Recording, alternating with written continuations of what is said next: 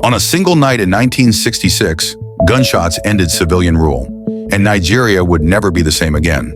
Within hours, a young nation's experiment with democracy collapsed into fear, radio silence, and rumor.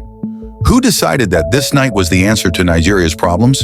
And when the shooting stopped, who truly gained power? And who paid the price? Nigeria entered independence with breathtaking promise and dangerous fault lines. It was vast, diverse, and politically alive. Three powerful regions, each with its own political leadership, priorities, and anxieties, competed inside a fragile federal system.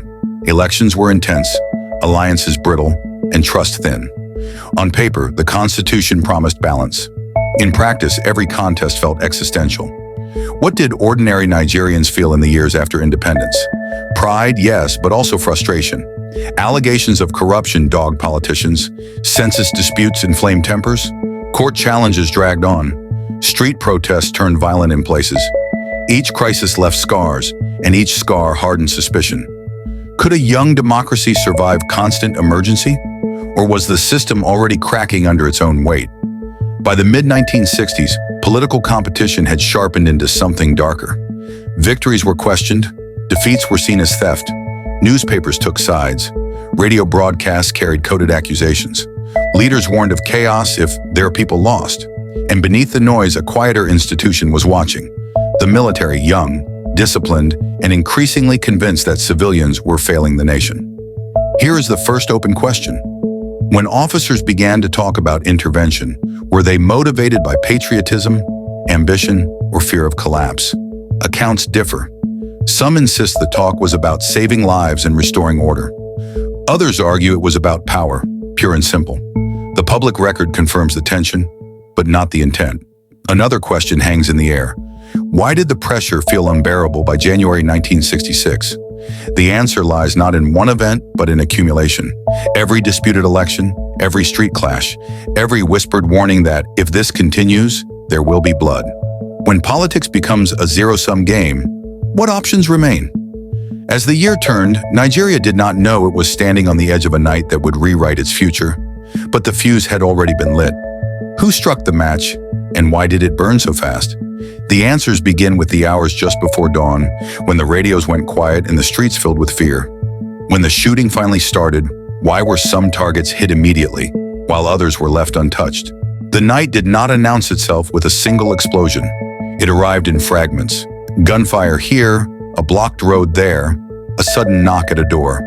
In the early hours of January 1966, units moved almost simultaneously in key locations.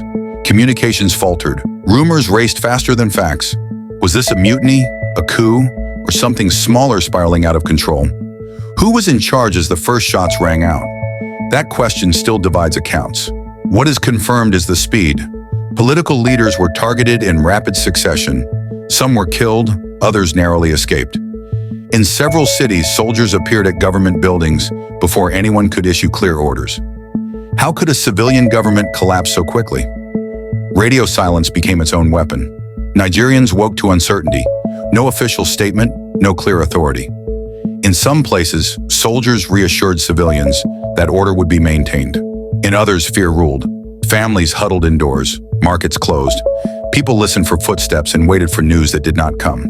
Here is a crucial contrast, what many believed at the time versus what the record shows. Many Nigerians assumed the operation was tightly coordinated nationwide. The evidence suggests something messier: overlapping plans, uneven execution, and confusion even among participants. Does chaos undermine the idea of a grand design? Or does it reveal how fragile the state had become? Another unanswered question: why did the violence follow a particular pattern? Certain leaders were killed while others survived. Certain regions felt the shock more directly. These facts fueled suspicion almost immediately. Was this coincidence, operational limitation, or something more deliberate? Historians still debate it, and the answers matter, because perception can be as powerful as proof. By sunrise, one thing was clear: civilian authority had collapsed. The Constitution was suspended. The men with guns were now the final arbiters. But what kind of order would replace the fallen system? And could the country accept it as legitimate? As dawn broke, Nigerians looked to their radios for clarity. Instead, they heard an announcement that changed everything and solved none of the deepest fears. When a new voice finally spoke to the nation, why did it calm some fears while igniting others? The morning brought a fragile calm and a new authority. A senior military figure emerged to assume control, promising stability and an end to political chaos. For some Nigerians, this sounded like relief. For others, it felt like the beginning of something ominous. Was this a temporary correction or the burial of democracy? Crowds gathered cautiously. Newspapers rushed out special editions. The language was careful, almost restrained. The message was order, unity, and reform. But beneath the words, questions burned. Who authorized this takeover?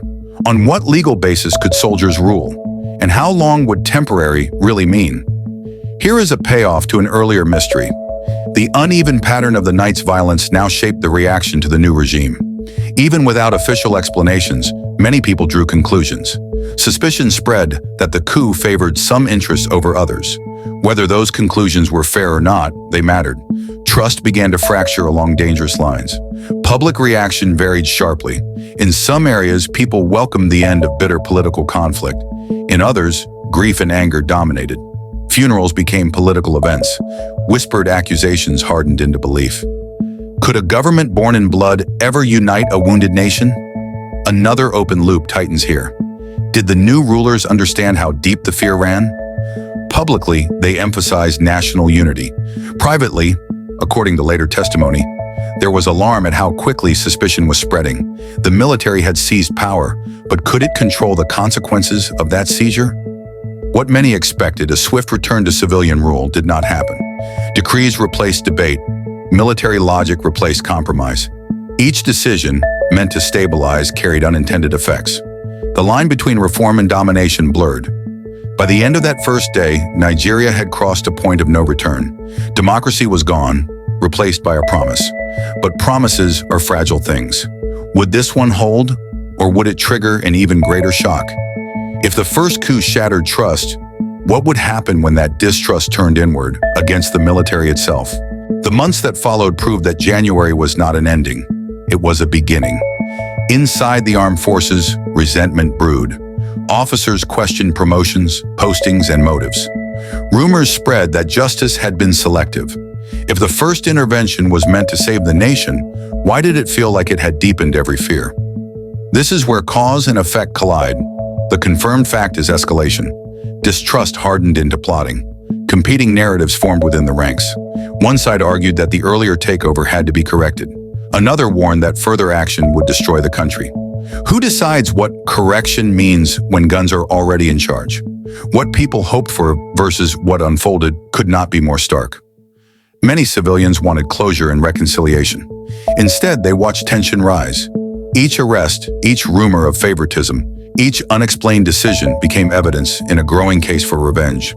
The logic was brutal and simple. If force solved problems once, why not again? When the countershock came later in 1966, it was even more violent. Trust between communities collapsed. Retaliation replaced restraint. The military fractured along lines it could no longer control. And civilians, who had no say in these calculations, paid the heaviest price. Here is a difficult question. Could this spiral have been stopped? Some historians argue earlier, transparency and faster reconciliation might have slowed the slide. Others say the damage was already done the moment soldiers entered politics. Which interpretation carries more weight, and why does it matter today? By the end of the year, Nigeria was no longer just struggling with governance. It was confronting the consequences of militarized politics, and the path ahead led toward an even greater national tragedy. If one night could unleash such chaos, what did it ultimately cost Nigeria, and what lessons remain unresolved? The night Nigeria lost its democracy cast a long shadow. Military rule did not end the nation's problems, it transformed them. Civil-military relations changed permanently. Politics learned the language of force, and the idea that power could be seized for the greater good became dangerously normalized. What is the confirmed legacy? Repeated interventions, fragile transitions, a lingering fear that institutions, once broken, are hard to rebuild. Democracy returned years later, but never without the memory of how easily it had fallen. Can a nation truly forget the moment its rules were suspended? Here is a final payoff. The unanswered questions from 1966 about motive, fairness, and consequence still echo.